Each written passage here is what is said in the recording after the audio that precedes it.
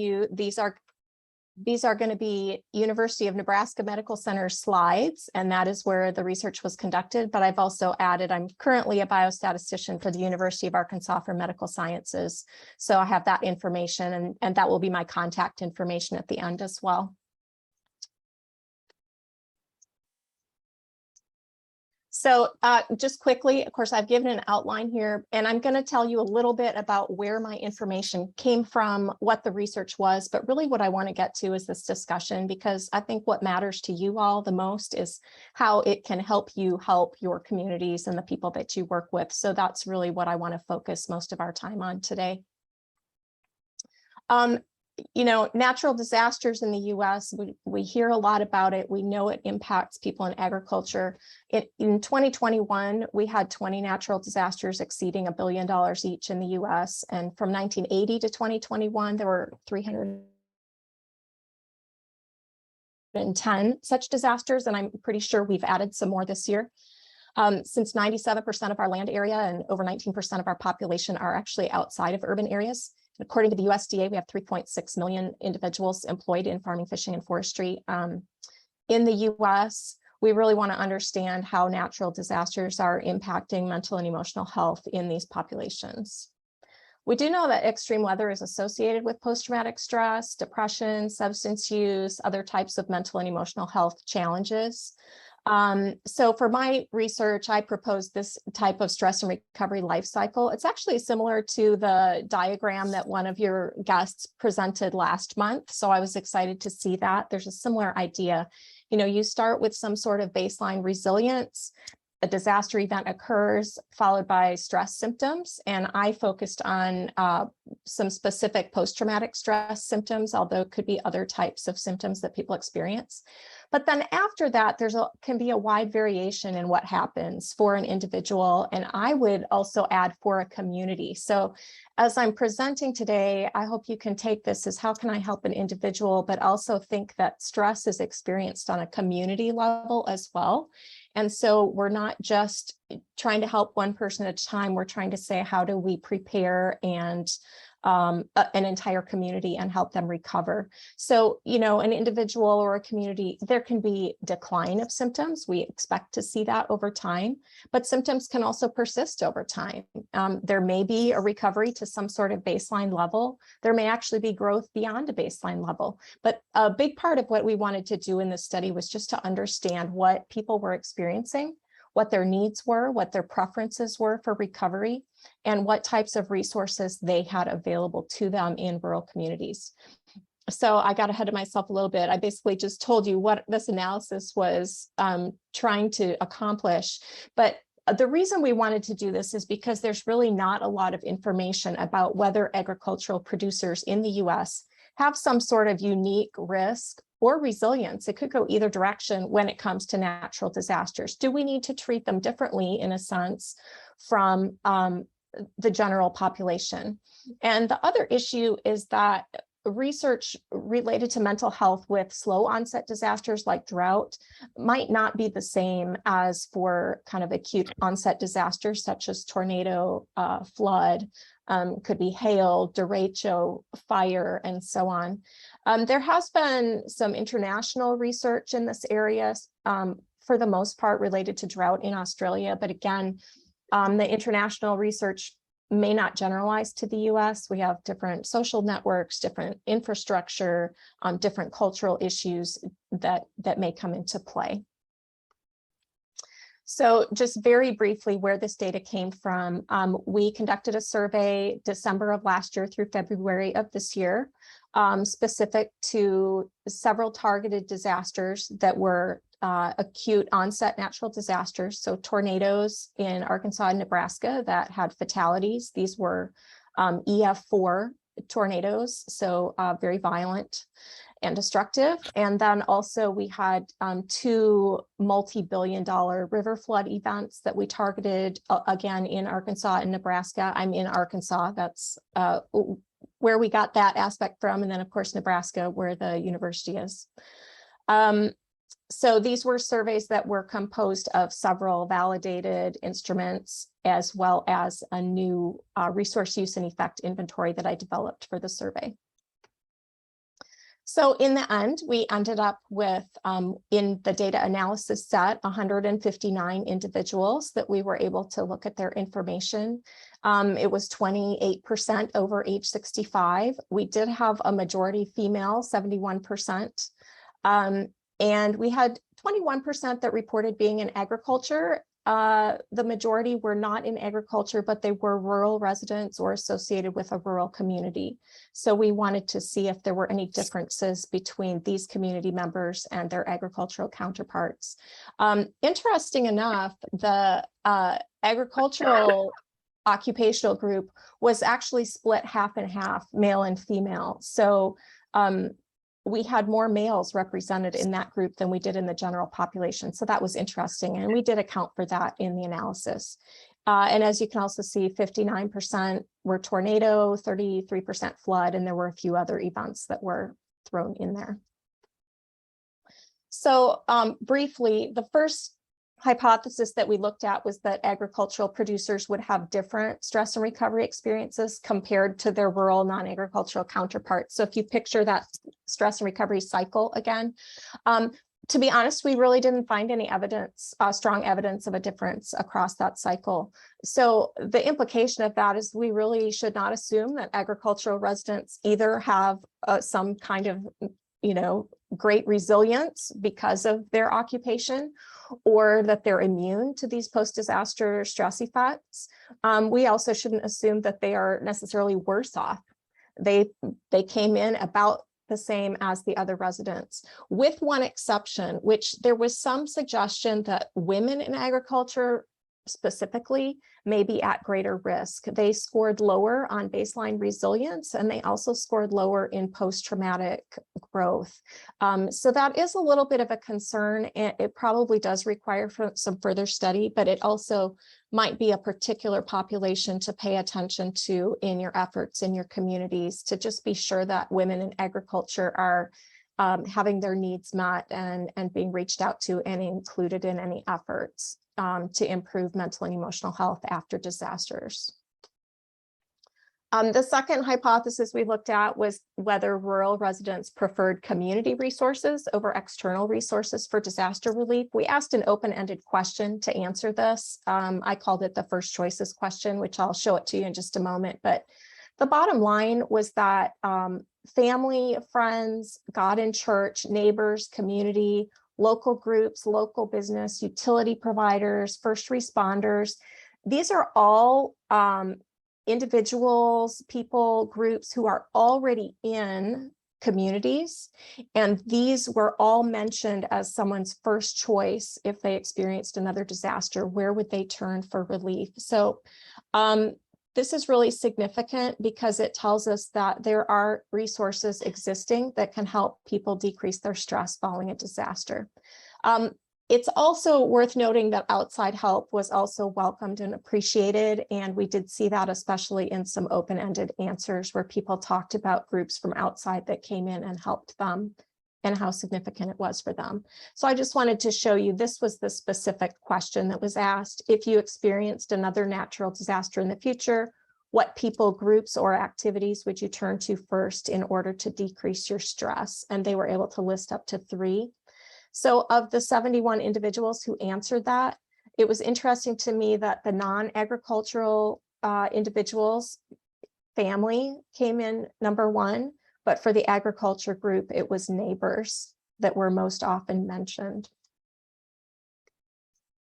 So the third hypothesis, and this is kind of the results of what we learned from this, is where I really want to spend the most time.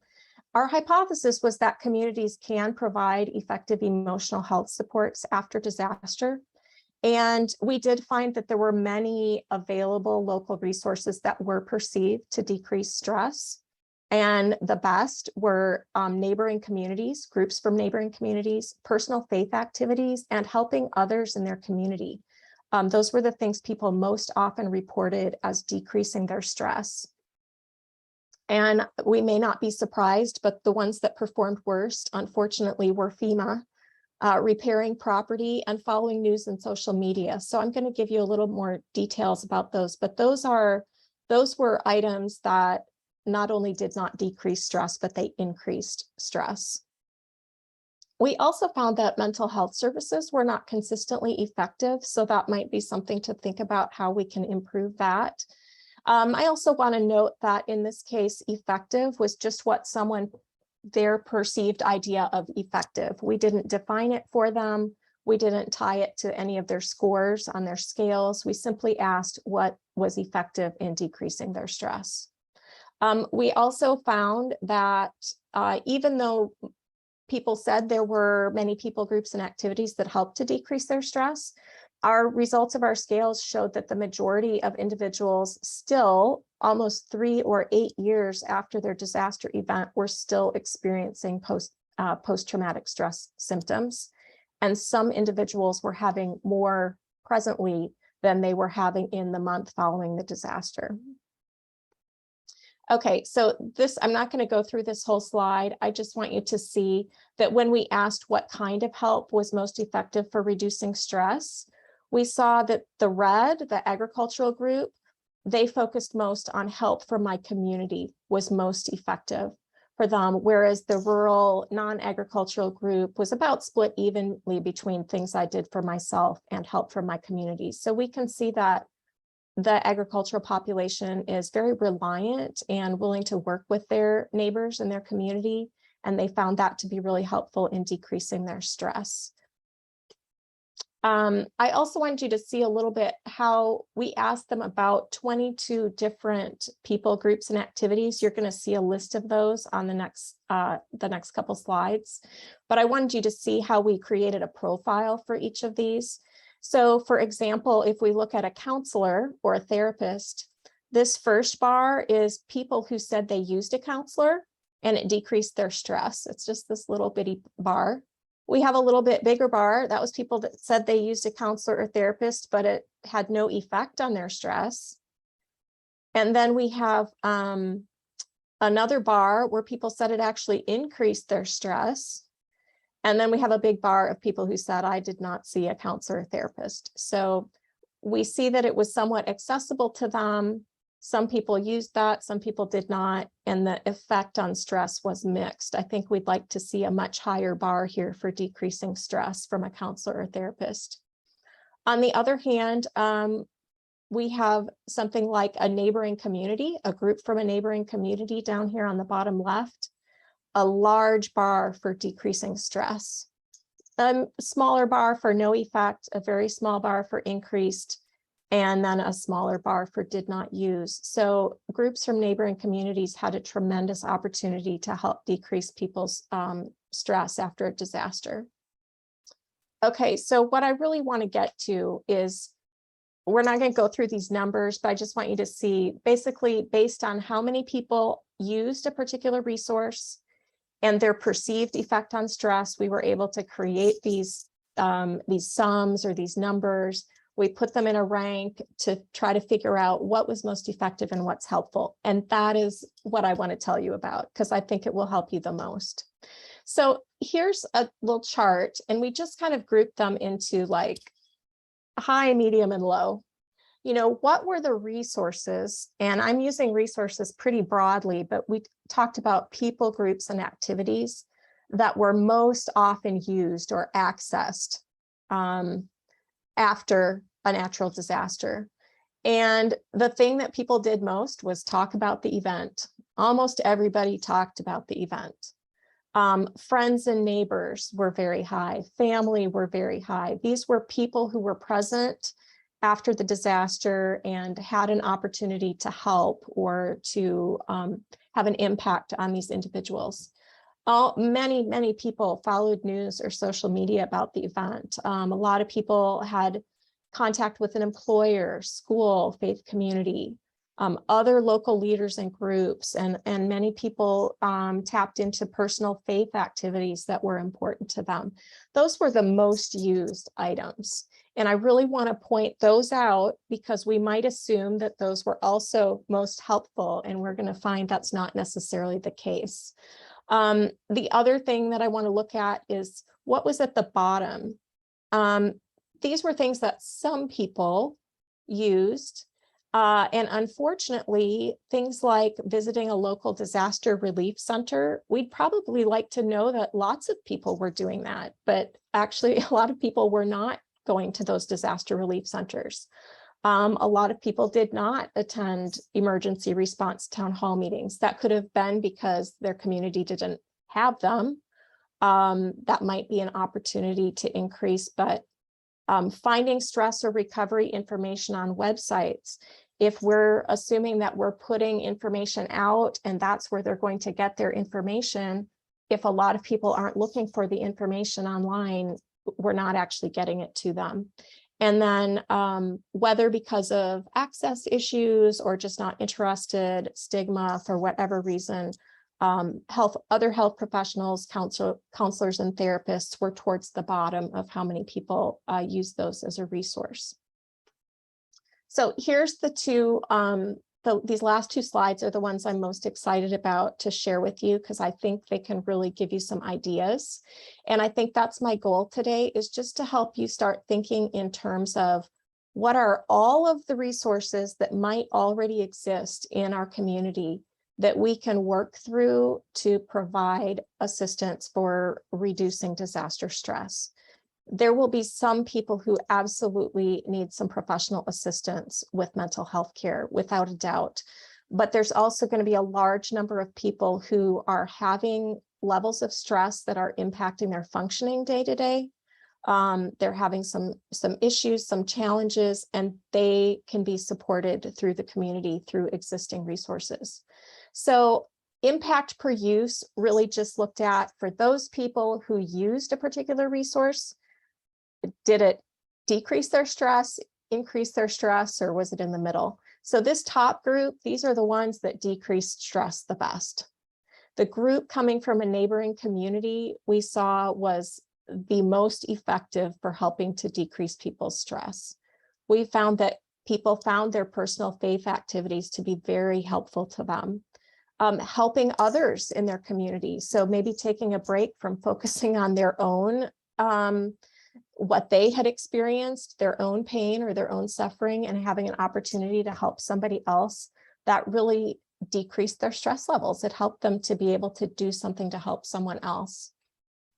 The community function is one that we saw that was lower use, and yet it had a great impact on decreasing stress. So consider how a community function of some type, whether a fundraiser, it could be a commemoration, a school activity.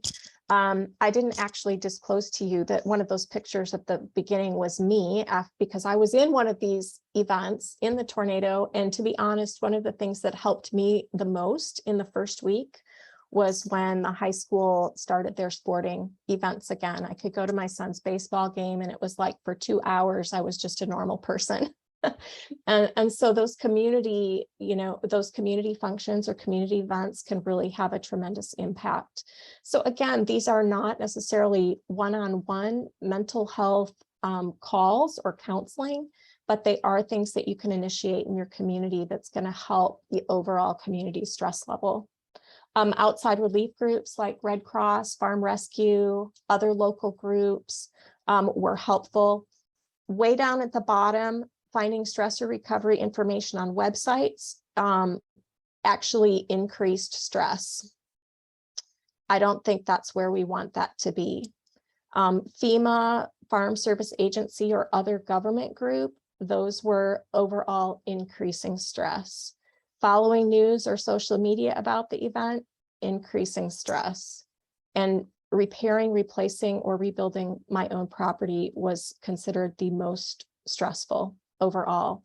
So these red items, I feel like these are opportunities these are things that need to change. We need to figure out how to focus on positive growth forward and recovery instead of them being more stressful to individuals. And then finally, the community impact. This takes into account what percentage of people used the event. So if it was highly used and decreased stress, it's going to be at the top. If it was low use or increased stress, it's going to be towards the bottom. these same 4 red ones, because they increase stress, they're all still at the bottom. So those are things I'd encourage you to think, how can we maybe improve those?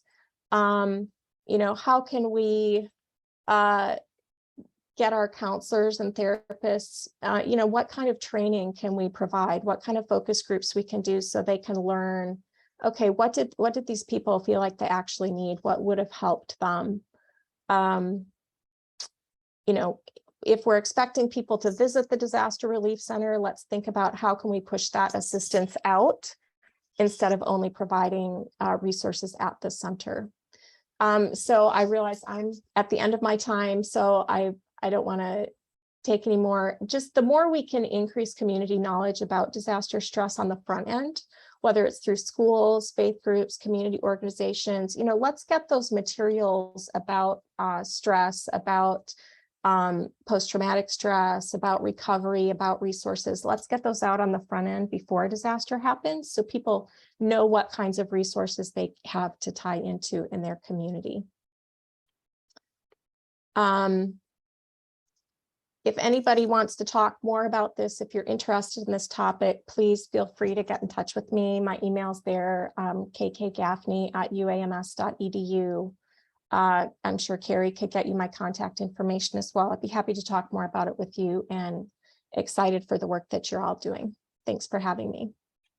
All right, Kristin, thank you so much. I was writing down all kinds of stuff so that I can share with others. So in order to keep us on time, Kristin, there are 2 questions in the chat that I will let you answer. And then I know you put your contact information up there, but if they did not screenshot that, would you go ahead and put that in the chat too? Yes, we do send it out in a email, but in case anybody like it's on their brain right now, they can go ahead and copy that. And then anybody else, we are going to try to start sending out a copy of the chat. So if you do have questions that you want to ask Kristin, just go ahead and put those in the chat too, and we'll let her answer those while the other 2 speakers are going. So we are going to move to our second speaker, Miss Lucy Pauley, and she's going to talk to us about ag mediation. I think most everyone in here knows Miss Lucy, so I will let her go ahead and take it away. Thanks, Lucy.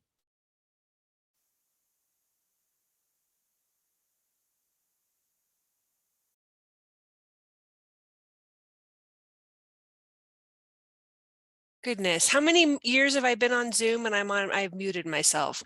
Good morning. Can you guys see my slides? Awesome. Okay, great. My name is Lucy Pauley, and I'm with the Wyoming Ag and Natural Resource Mediation Program. And today I am representing all of the 40+ states that have ag mediation programs, and we operate under the Coalition of Ag Mediation Programs. We call ourselves CAMP. I'm going to talk to you a little bit about how mediation can be used as a stress management tool, and then some of the services that we can provide in the different states where we operate. Yes, I'm from Wyoming. This picture is clearly not from Wyoming. I think this is from my friends in the California program. We can only dream of green fruit trees or whatever those are, nut trees. I don't have a lot of opportunities to share mediation humor, so you guys are going to see all of the stuff that we have today. This is not what ag mediation is, although this would be kind of delightful. I would love to have a Holstein and a farmer in one of my mediation sessions, but so far that hasn't happened. Let's talk about what ag mediation is. So there's some characteristics. If you're not familiar with mediation itself, mediation is a process where people sit down, people in a dispute sit down with a mediator and talk about the scenario and come up with solutions. Mediators are not judges or arbitrators. They're not deciding who's right or wrong. They're just working with the parties to help them develop agreements that everybody can live with. So some of the characteristics that we have across all of our programs, the first is that it's voluntary. And there's a caveat to this because in some of the Midwestern states, they do have mandatory mediation for ag credit issues. But for the most part, people are coming to mediation voluntarily. It's confidential. We all have statutes, regulations, different things that protect the mediator's confidentiality. You won't hear us, talking to the paper about a big mediation session that we had, or sharing stories with very specific details about the folks that we have in mediation. That's all confidential. Primary decision makers. This is really important because when we have, for example, when we have an ag credit dispute, we have a borrower and a lender at the table. We try very hard to make sure that those folks that day can make a decision. We'll talk about how that can be a stress reliever in a minute. And then finally, it's mutually agreed upon solutions. I mentioned that the mediators are not judges. They're not deciding who's right or wrong. They are helping the parties come up with those solutions so that these agreements are party driven. It's folks, deciding for themselves, this is something that I can live with. This is something that's going to make the situation better. And that's a big hallmark of the mediation process. So let me give you a little bit of a background how ag mediation got started. If you go back to the 80s with the farm credit crisis, through a lot of different mechanisms, the U.S. Department of Agriculture recognized that there needed to be a better way for folks who were in very difficult financial situations to have conversations with their lenders. And so they put this ag mediation program into place. All of our camp programs are funded in some part by the U.S. Department of Agriculture. We have a grant from them every year. Some of us get money from our state. Some of us are nonprofits. We have a lot of different ways that these programs look like, but USDA continues to play a key role in our programs today. If you're curious, this is just completely me giving a plug for this book. If you're curious to see how all of this started, this is a great book by Sarah Vogel, the farmer's lawyer. She represented the North Dakota 9, who were farmers in North Dakota who were I'd say being discriminated against by their lenders, and through a lot of different things that happened, they eventually won their case. And as a result of their case and other cases at the time, these ag mediation programs started. So it's just a great read. I try to plug it whenever I can because I find it really fascinating. And I think it's a very good cautionary tale for never letting something like that happen again. Here's an idea of the types of mediation cases that we do across the country. Anytime there's an adverse decision from a USDA agency, so like Farm Service, FSA, NRCS, the Forest Service, RMA, anytime they issue an adverse decision against a producer, that producer has the right to request mediation. So for some of our programs, that is the bulk of our work, helping with those appeals, trying to help the parties work out an agreement before that appeal continues up the chain. I mentioned ag credit. We can also do things like, grazing permit on Forest Service lands for those programs out in the West. A few years ago, we were able to add a lot more types of cases to what can be covered under our grant with USDA. So some of our folks are working on things like farmer-neighbor disputes, farm succession planning, lease issues, organic certification, credit counseling. And then USDA also gave us the opportunity to have states identify what was important for them individually. And so some of our states, I know here in Wyoming, our director has identified basically any issue impacting landowners' ability to manage their private lands. So things like eminent domain, energy development, things like that. Those can all be things that we can mediate out here. And each state is different. And depending on where you are, you can reach out to those programs and find out what else they can be involved in. Here's the most recent list of all of the different states that have programs. I'm going to give you the link to our camp website in a second so you can view this. As you can see, we cover quite a big swath of the country. There's a lot of programs that are available to help with disputes. And, when I was thinking about why Carrie invited me here today, a lot of our mediation programs have been looking at this issue of ag stress for a while. We recognize that the folks that we see at the mediation table are usually relatively stressed out. Sometimes that stress only comes from the conflict at the table, but other times there's a lot of other things happening, and this conflict is just one thing that's adding to all of the issues that they're facing. And so we really believe that mediation can be a stress management tool. If we can help the people resolve that one issue that's bringing them to the table, that's going to help their stress management overall. What we see, like I said, when I was typing these slides up, I'm like, this is really redundant, but the conflict, the reason why the people are at mediation can be a big source of the stress. We can also see that there's all these other things that are happening. The issue at the table is really not that big of a deal, but because of all this other stress, they haven't been able to manage this conflict. So mediation can help them get this one thing resolved, and then they can focus their energies on everything else that's going on.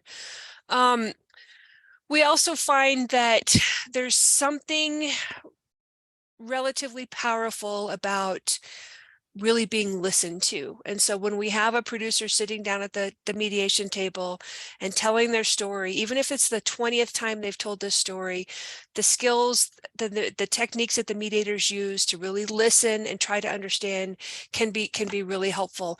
We will have very successful mediations where the parties never come to an actual agreement, but they've cleared the air, they've gotten things off their chest, they have a better understanding of each other, they have a better understanding of what else it's going to take to get the situation resolved, and that can be very beneficial.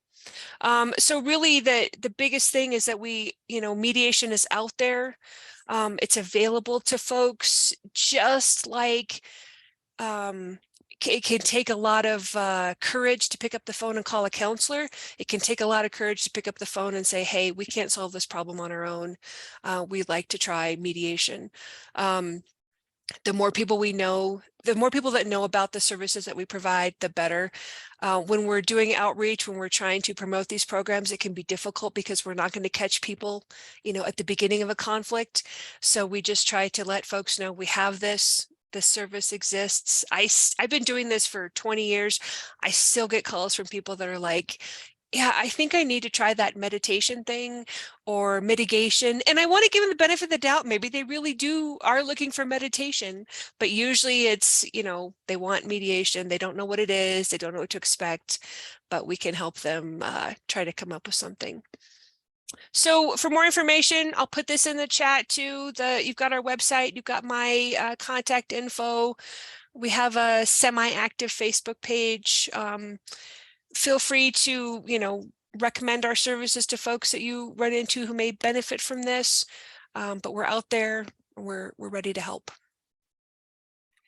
Awesome, Lucy. I had all of these situations going around in my head outside of financial, and then the next slide you put up, I'm like, oh, she's got them all covered now. Yeah, kind of like within the state of Missouri, we've had a few of those, and they escalate, and I'm like, man, if they just would have used mediation and just trying to get people, I guess, the information out there, like the resources, because a lot of them are like, what do you mean ag mediation? Right. So yep. just getting the resource out there to let them know that, hey, this is available, and these disputes don't have to escalate to the point where they become disastrous. Right. Absolutely. Well, and really quick, Carrie, we added neighbor disputes to what we could cover here in Wyoming, and other states have, some don't have the capacity, but the summer of 2020, we just saw like such an uptick of neighbor calls. And it's like, was it just coincidental? Was it because people were maybe home more and like, I cannot live next to this person for one more day? But that, to me, that's one of the best uses of mediation, because nobody's moving, right? Everybody's going to have to stay, find a way to live together, find a way to share a fence, share a road.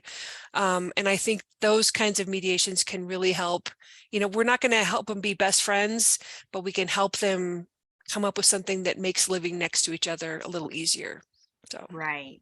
We'll open it up. We have a few minutes if anybody wants to ask Lucy some questions.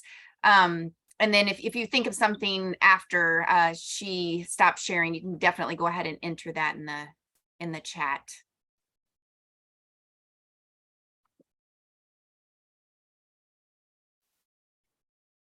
Yes, and thank you for putting your contact info in there.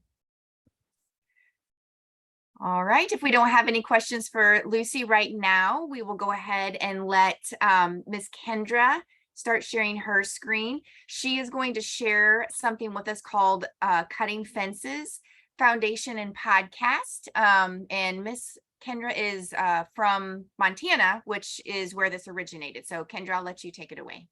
Thank you so much. I'm trying to avoid that sunshine in my eyes.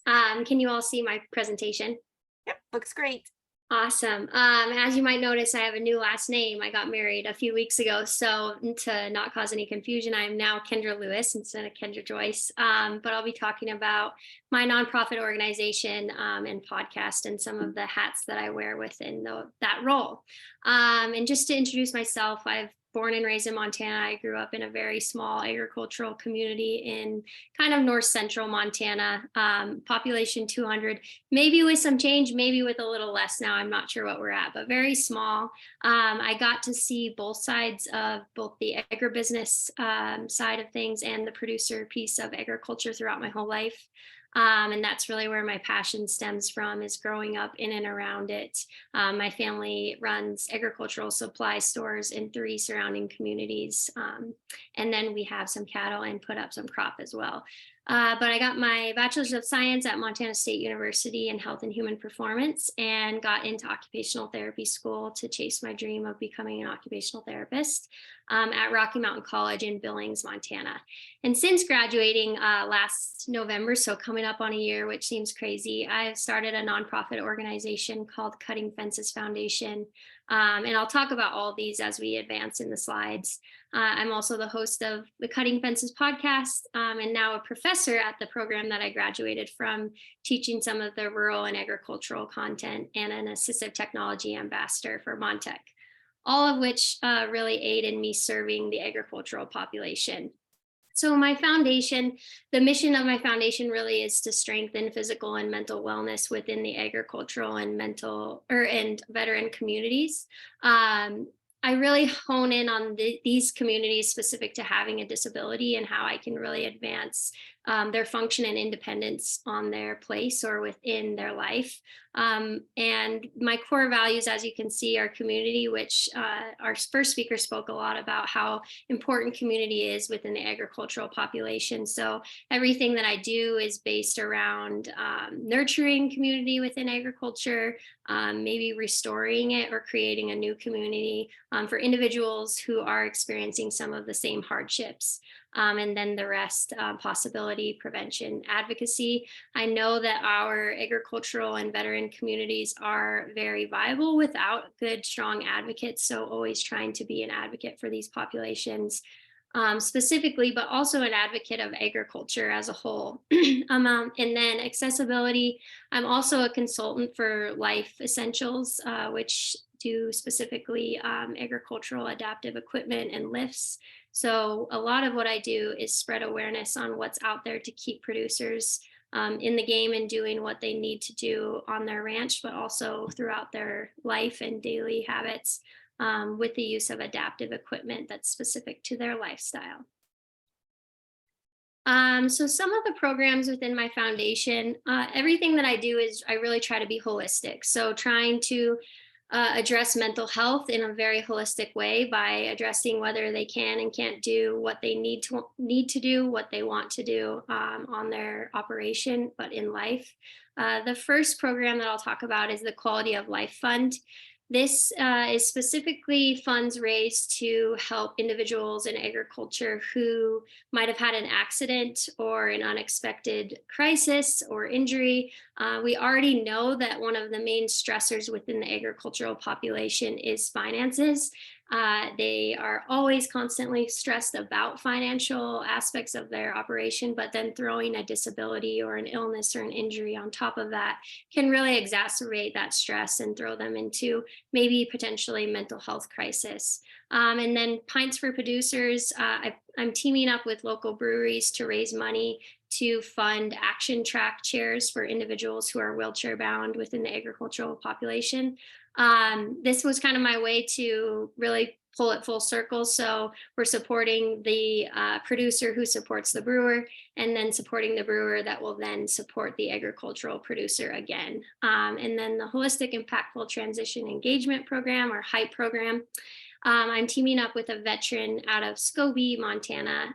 He's a great advocate for veterans, but also veterans in agriculture. And this program is really centered around transitioning veterans from service into agriculture and how that can be very beneficial for them, all with the cornerstone of preventing suicide within the veteran population. So by using occupational therapy services, but also the WRAP, which is the Wellness Recovery Action Plan, to ground their efforts to really help them be and stay mentally, physically, emotionally well. And then the Back on Tracks program is my adaptive equipment specific to agricultural loan closet that I'm building, which would be then lifts or tractors, whatever a producer might need. Maybe during calving they could use it, or just to try it before they purchase it. These pieces of equipment are very pricey. So for an individual to be able to try it and make sure it's a fit, because they aren't always, offers a lot of opportunity for them. And then things in the works. I'm trying very hard to obtain an AgriStress helpline here in Montana. We haven't gotten there yet, but I'm confident that we will, and that it's a very big need within our state. Brianna, who is on one of these monthly meetings, actually presented on her In the Know program, and I am working on becoming trained to offer that to Montana egg producers. And then just continuing with egg mental health promotion through my podcast and all my platforms. So a little bit about my podcast. I really created it to create a community of resilience and offer individuals to come on and share their stories of how they've overcome mental health struggles or had an accident and continued farming and ranching despite the challenges that they might have faced from whatever they have faced in life, and to offer inspiration to those listening. The nice thing about the podcast is that individuals can listen whenever they feel is right. As we heard today, sometimes it can exacerbate stress. So really knowing where they're at in that process, whether it's the grieving process or whether it's just that time of life where things are really stressful and this could tip it off and trigger more stress. That's the nice thing about the podcast, is that it offers it to be really whenever they feel is the right time to listen. And then also part of my podcast is that I really promote things throughout the agricultural community that are going to assist with decreasing stress within the agricultural community. So if there are suicide prevention trainings going on in our state, I try to map onto those and do a little promotional podcast so that individuals know they're out there. And then just a little bit about my teaching at Rocky. Once I found AgriStress and AgriSafe and Farm Response, I was like, wow, this is exactly what I need in my life, because it's been such a great resource. Because that was one of my goals really, is as a teacher, is to educate my students that will then enter the profession a little bit about agriculture and rural culture and how they can better serve these individuals. One of which is just those listening techniques that you talked about, and being able to use your therapeutics use of self within this population. So some of the courses that I teach, I just last week taught an egg-specific mental health course and really implemented the Total Farmer Health model, which was a lot of fun. They mapped right onto that with a case study of an individual struggling with mental health in agriculture, and then breaking the model down and really addressing each piece of it, which was a fun way to bring egg mental health to the students. And then my seminar series is really everything but the kitchen sink. We talk about agriculture, we talk about entrepreneurship, we talk about rural culture, and it's just a class that creates well-rounded and culturally competent professionals to enter the world and be able to serve all populations that they might see, and most specifically the populations that they'll see in Montana, our agricultural populations and our rural. And then policy and management, I try to bring a little bit of ag into, but it just really, I try to communicate how important it is for us to be strong in policy and be strong advocates of how policy can impact our populations. And then to wrap things up with my teaching, just some of the research. This question is like 8 miles long and has since been condensed. This is just a research study in the works, and I got to give some props to my colleague, Amanda Carroll. I know the value of research very well, but sometimes my brain doesn't always work in that way. So she's helped really form this into a research study. So basically the research study that we're creating will look at the cultural humility or competence of our mental health professionals within Montana, and how on the other side of it, that affects our producers from reaching out and seeking help. Some of the background, as far as Montana's mental health crisis, we've been in the top 5 in the nation across the lifespan for suicide rates for the last 40 years. And some of the contributing factors being socioeconomic, social isolation, lack of behavioral health services, alcohol as a coping strategy, and stigma being one of the main ones within the agricultural population that we're discovering, and then access to lethal means. And then just more background significance, Montana is a very agricultural state. That's a really fun graphic showing our ratios of people to cows. As you see in our eastern side of the state, cows heavily outnumber us as people, but also that's one of the spots of our state that services are probably the least available as far as mental health care and things like that. We're very, very rural in those areas. So 60% of our workforce was employed in agriculture in rural Montana. And then looking at the impact of agriculture and rural culture, one of the things that's a challenge as a professional addressing mental health is that the lifestyle of agriculture both brings them so much purpose and meaning and healing, but it also is the stressor. So finding a dynamic way to build on the meaning and purpose that brings to the individual, but also educating on how those stresses can really manifest in physical ways, emotional ways, and all of the above. And then I talked a little bit about the cultural competence piece. So some of the preliminary data and what's really shaped my desire to dive deeper into this has come from my podcast, but also from clients that I've seen along the way. As you can see, I don't want to talk about my problems to someone who doesn't get our egg problems. I feel like we hear that a lot, and that really speaks to making sure that the professionals know a little bit about agriculture, or at least know how to ask and really communicate with our individuals. And then the second quote really speaks to, I had this great idea of creating this podcast and creating a peer support network within individuals in agriculture who were having struggles.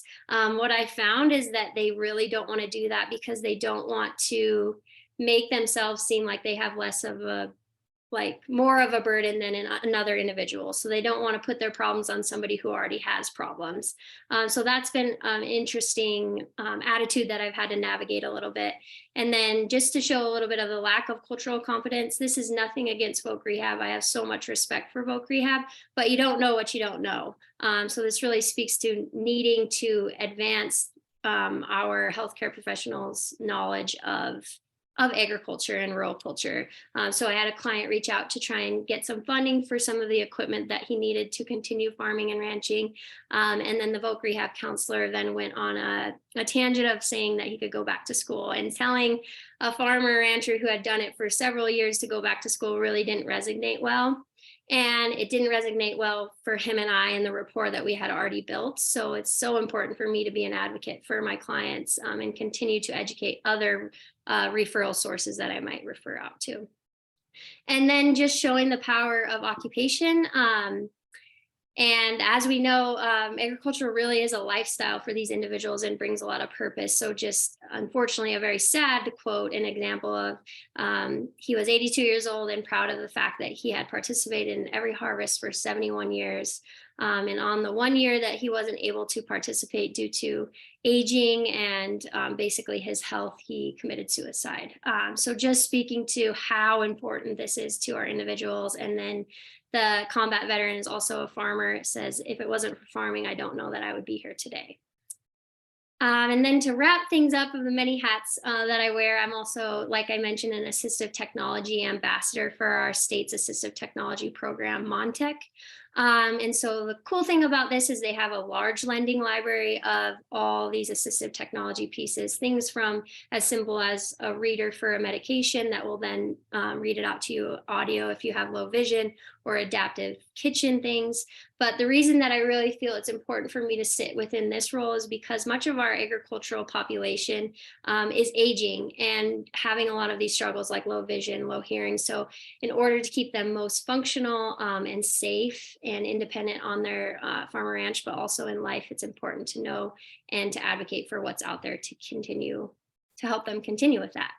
And then this is one of my favorite quotes by Mary Riley, who's a well-known occupational therapist, but man, through the use of his own hands, as they are energized by mind and will, can influence the state of his own health.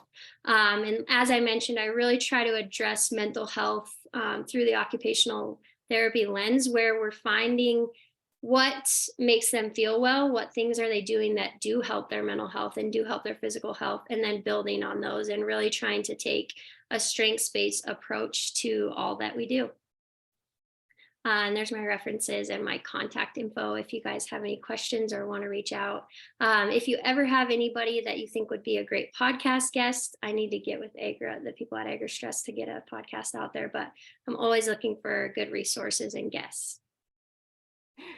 Kendra, you did not slow down one bit since you graduated, have you? No, I haven't. I mean, you were on fire, just anything and everything. I'm going for it. You gave me a ton of resources and a lot of programs that I can see asking to be on the AgriStress monthly meetings. That was a lot of great information. You hit so many facts like right on the head that we at AgriSafe and AgriStress really pride ourselves in educating on. So it's nice to hear like we're in line with each other and have another advocate out there. So we don't have any questions in the chat, but you guys feel free to open up and ask Kendra anything that you would like to.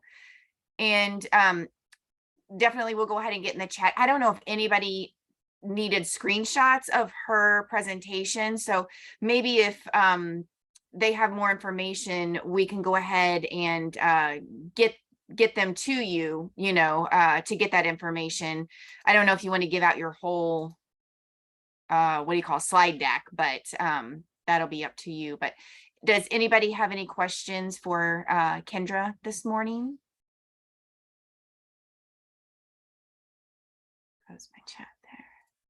The other thing I wanted to mention too is that every state under the Assistive Technology Act has an assistive technology program. So if there's individuals that you run into out in your communities, that can be a really great resource to just have knowledge of and kind of have in your back pocket, because the things that they have are unreal nowadays. Where do you think that you would go for each state's resources with that? Like, I'm very familiar with Life Essentials. I've used them for myself. But like, what is it state specific, or are most of them national? So as far as like your AT programs, you should be able to Google like whatever state. So I would Google Montana State Assistive Technology Program, and then it should pop up and come up with those resources. Everyone looks a little bit different. Some of them do things even like home modifications. They'll go in the home or go out to the operation and make some modifications for the individual. So if you just Google that, most of the time it will come up. If you ever have questions or want me to direct you to that, I can connect you and help with that as well. Linda asked a question in chat. Do you have an anticipated date to conclude and publicize your research? I don't. We're in the works on kind of trying to get some funding right now. I can keep you guys updated as we progress, but hopefully very soon. One of the tricky things of wearing many hats is that I'm very busy, so trying to prioritize everything and make it all work can be challenging at times, but I will keep you updated on that. Yeah, you're busy. You're gonna have to work that in your schedule. Terry said in the chat that Arkansas iCan tools for life. That's interesting. I have not heard of that one either. It's nice to have all those to be able to pass on. Yeah, and then I'm sure most of you have probably heard of AgriAbility. Can be a great resource if you have that in your state. That was also kind of one of the goals of starting all this, is to fill the gap of not having one in Montana and providing similar resources through the occupational therapy scope. Yeah, I'm a big advocate of AgriBility. I've used AgriBility for myself to get my assistive technology, and I just, funding is always the big thing. Like, why does not every state have one? It's Yep. frustrating. Yeah. All right. I guess if nobody else has any questions, we'll go ahead and end for today. I thank each and every one of you for coming again to our November meeting. I know it starts to get really busy in the fall time. And we will send within a couple days, go ahead and send out the recording of this meeting so that anyone who didn't attend, or if you want to pass it on to your colleagues, we would appreciate that. And then as well, we would always appreciate any suggestions on anyone that you would like to hear speak. So you can go ahead and send those to me. So thank you, everyone. Happy Wednesday. Thank you so much. Thank you.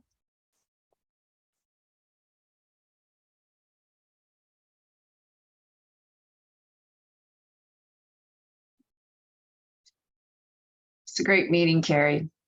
I feel like they all are. I just get so tickled at the end of each one. I'm like, oh, they all did so well and had so much information that we needed.